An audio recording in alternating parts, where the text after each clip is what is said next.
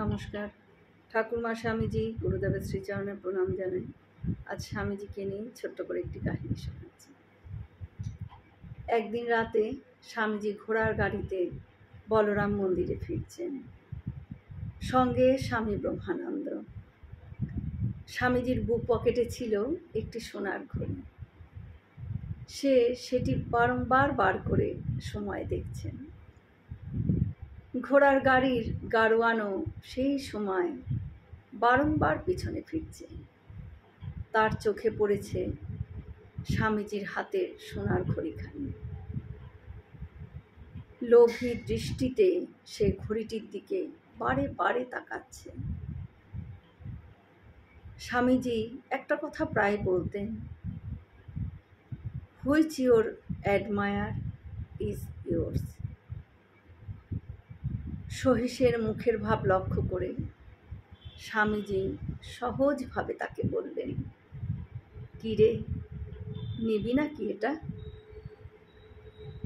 সে কিছু বলার আগেই স্বামীজি তার হাতের সোনার ঘড়িখানি তার হাতে তুলে দিলেন।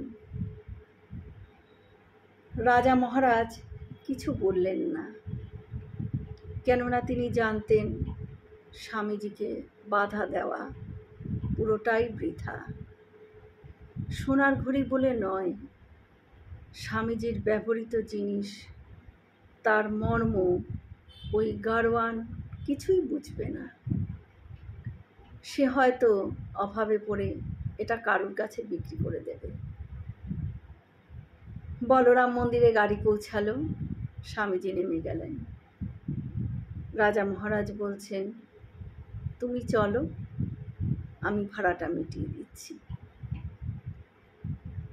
টাকা কড়ির দায়িত্ব বরাবরই স্বামীজি অন্যের হাতে ছেড়ে দিতেন। তিনি ছিলেন ভাবের রাজা। আপন মনে মশগুল হয়ে স্বামীজি চলে গেলেন। স্বামীজি যেই চলে গেল, রাজা মহারাজ গাড়োয়ানকে বলছেন, তোমাকে 150 টাকা আমি দিয়ে দিচ্ছি, তুমি ওই ঘড়িখানি আমাকে দাও। গাড়োয়ান তো মহা খুশি। 150 টাকা পেয়ে সে রাজা মহারাজকে ঘড়িটি ফিরিয়ে দিলেন। সেই ঘড়িটি এখন বেলুড় মঠের সংগ্রহশালায় সংরক্ষিত। জয়তু স্বামীজি। আমরা সকলে মিলে একসাথে বলি, জয় মহামাই কি জয়, জয় ভগবান শ্রী শ্রী রামকৃষ্ণদেব কি জয়, জয় স্বামীজি মহারাজজি কি জয়। হয়তো অনেক ভুল ত্রুটি হলো, ঠাকুর যেন আমায় ক্ষমা করে দেন।